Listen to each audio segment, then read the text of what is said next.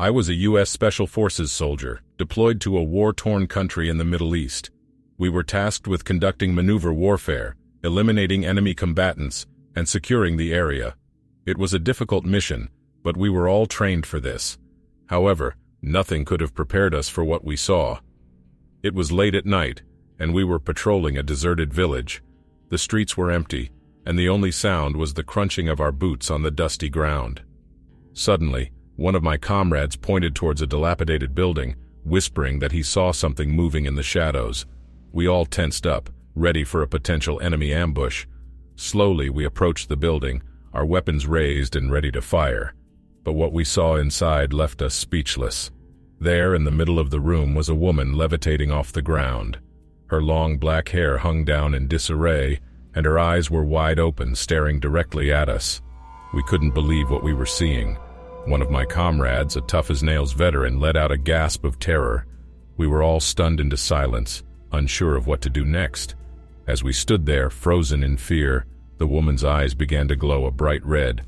We could hear the sound of whispers echoing throughout the room, but we couldn't make out what they were saying. Suddenly, the woman began to speak, her voice low and guttural. "You do not belong here," she said. "Leave this place now, or you will face the consequences." We tried to move, but our feet were rooted to the spot. It was as if an invisible force was holding us in place. We couldn't take our eyes off the levitating woman, whose eyes were now glowing even brighter. We were trapped, unable to move or even speak. Just then, the sound of gunfire erupted outside the building. It broke the spell, and we snapped back into action. We ran towards the exit, but as we reached the door, it slammed shut, trapping us inside. The woman's voice boomed through the room once again. "You have been warned," she said. "Now you will face your fate." Suddenly, the walls of the room began to shake, and the floor beneath us started to crumble. We could hear the sound of creatures screeching and howling, their claws scratching against the walls. We were in complete chaos, fighting for our lives as the room was torn apart around us. I saw my comrades being dragged away by shadowy figures, their screams echoing through the room. I tried to fight them off, but it was like fighting a ghost. Just as I thought all was lost, a bright light filled the room, blinding me momentarily. When my vision cleared, I found myself outside the building, with my comrades by my side. We were all battered and bruised, but we were alive. We looked back at the building, but it had disappeared, leaving no trace of what had just happened. We were all in shock, unsure of what to say or do. From that day on, we never spoke of what we saw that night. It was too surreal, too unbelievable. But the memory of the levitating woman and the creatures that attacked us stayed with us forever. We had fought in wars before, but nothing could have prepared us for the horrors we witnessed in that dilapidated building. We were all changed by that experience, haunted by the memory of what we saw. To this day, I wonder if what we saw was real or just a figment of our imagination. But I know one thing for sure: we were lucky to make it out alive, but the memory of that night continued to haunt us. We tried to forget it, to push it to the back of our minds, but it was always there, lurking in the shadows. Years went by, and we all went our separate ways. Some of us left the military, while others stayed on, fighting in different conflicts around the world. But we never forgot what we saw that night. Then, one day, I received a message from one of my former comrades. He told me that he had been experiencing strange occurrences ever since that fateful night. He had been plagued by nightmares, and he had seen the levitating woman in his dreams. At first, I thought he was just imagining things, but then he told me that he had spoken to some other members of our unit, and they had all been experiencing the same thing. We decided to meet up and try to figure out what was going on.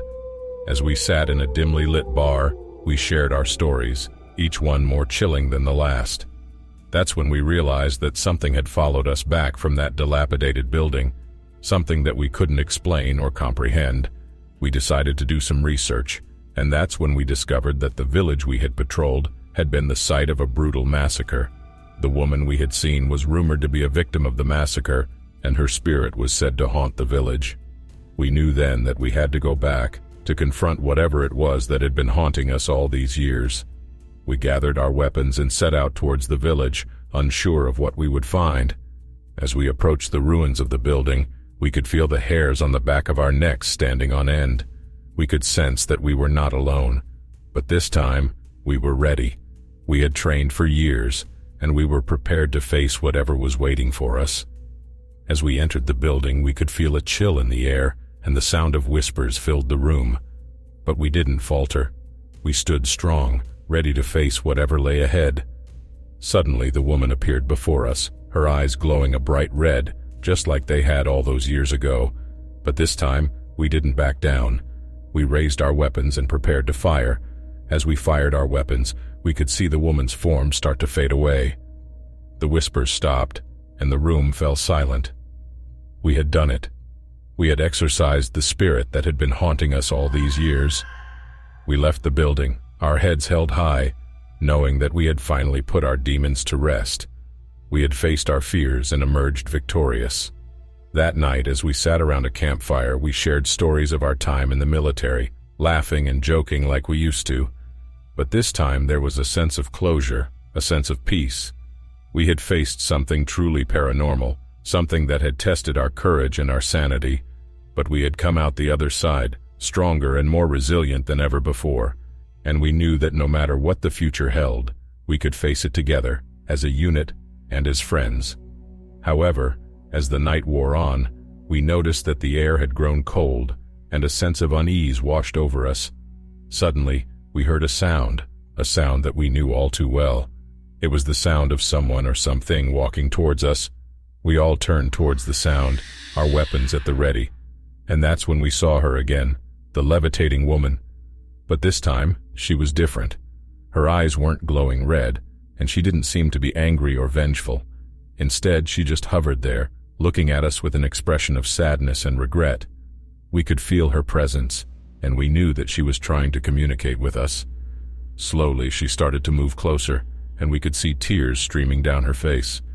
She reached out her hand, and we could feel a cold breeze wash over us. It was then that we knew that she was trying to tell us something. In that moment, we realized that the woman we had seen was not a vengeful spirit, but a trapped soul, trying to find her way to the afterlife. We knew that we had to help her, to set her free from the pain and suffering that had trapped her there for so long. We formed a circle around her and we began to pray. We prayed for her release, for her to find peace and comfort in the afterlife. And slowly we could see her form start to fade away. As she vanished, we could feel a sense of relief wash over us. We had finally laid to rest the ghost of the past, and we had helped a soul find peace. We knew that we would never forget what had happened, but we also knew that we had made a difference, that we had done something truly good. As we made our way back to our homes, we all felt a sense of closure, a sense of peace that we had never felt before.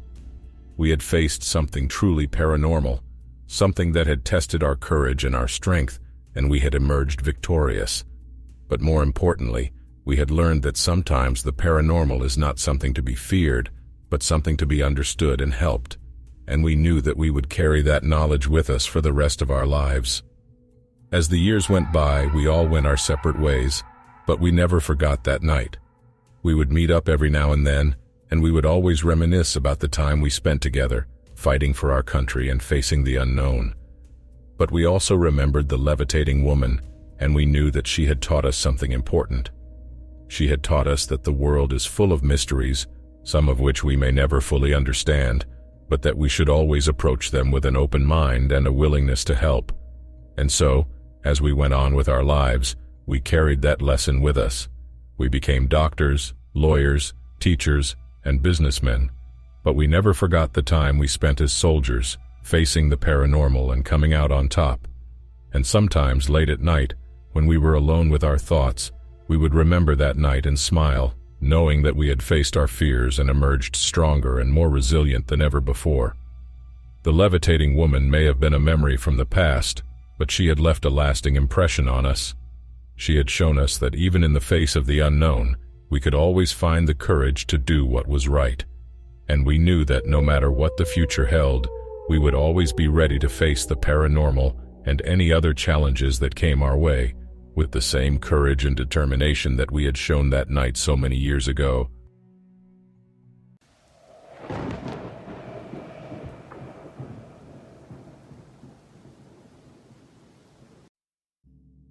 I was in the middle of my military training with the U.S. Special Forces when something strange started to happen.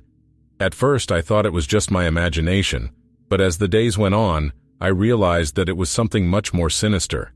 It started with a feeling of unease, a feeling that something was watching me, even when there was no one else around.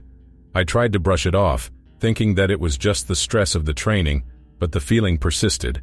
As the weeks went on, things started to get worse. I would hear strange noises in the middle of the night, like footsteps and whispers, but when I would go to investigate, there was no one there.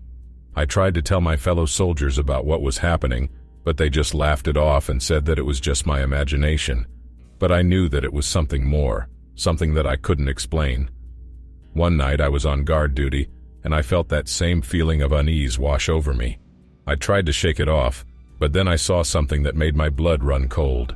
In the distance I saw a figure standing in the shadows watching me. It was too dark to see who or what it was, but I could feel its eyes on me, staring into my soul. I tried to call out to it, but my voice caught in my throat. I felt paralyzed, unable to move or even breathe. And then, just as suddenly as it had appeared, the figure vanished into thin air. I tried to tell the other soldiers about what I had seen, but they just brushed it off, saying that I was just tired from the training. But I knew that it was something more, something that was beyond explanation. As the days went on, the feeling of unease only grew stronger. I would see shadows moving in the corners of my eye, and I could feel someone or something watching me, even when there was no one around. One night I woke up to find that my bunkmate was gone. At first I thought that he had just gone to the bathroom, but when I got up to look for him, I realized that he was nowhere to be found. I searched the entire camp, but there was no sign of him. And then, just as suddenly as he had disappeared, he reappeared, looking pale and shaken. He told me that he had been walking back to our bunk when he had seen a figure standing in the shadows watching him. He had tried to call out to it, but it had vanished into thin air. From that moment on, things only got worse.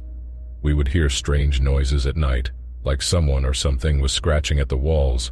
We would see shadows moving in the corners of our eyes, and we could feel cold spots in the middle of the sweltering heat. And then, one night, things took a turn for the worse. We were all asleep in our bunks when we heard a scream that pierced through the night. We jumped out of our bunks and ran towards the source of the sound, only to find that one of our fellow soldiers had been attacked by something. His body was covered in scratches and bite marks, and he was shaking uncontrollably. We tried to call for help, but our radios were dead. We were trapped, alone in the middle of nowhere with something that we couldn't explain. In that moment, I knew that we were facing something paranormal, something that was beyond our understanding. We were trained to face any threat, but this was something that we couldn't fight. And so, we did the only thing that we could. We prayed. We prayed for protection, for guidance, and for a way out of this nightmare. As we huddled together, praying for our safety, the feeling of unease that had been haunting us for weeks grew stronger.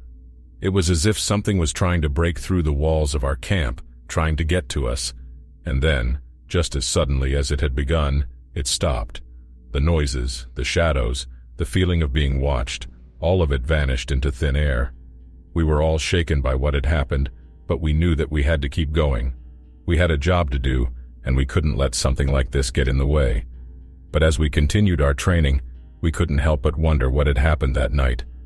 We knew that we had faced something paranormal, something that was beyond our understanding, and we knew that we had been lucky to make it out alive. As the years went on, I would occasionally think back to that night and wonder what had really happened. Had we faced something truly paranormal, or had it all just been a figment of our imagination, a result of the stress and exhaustion of the training?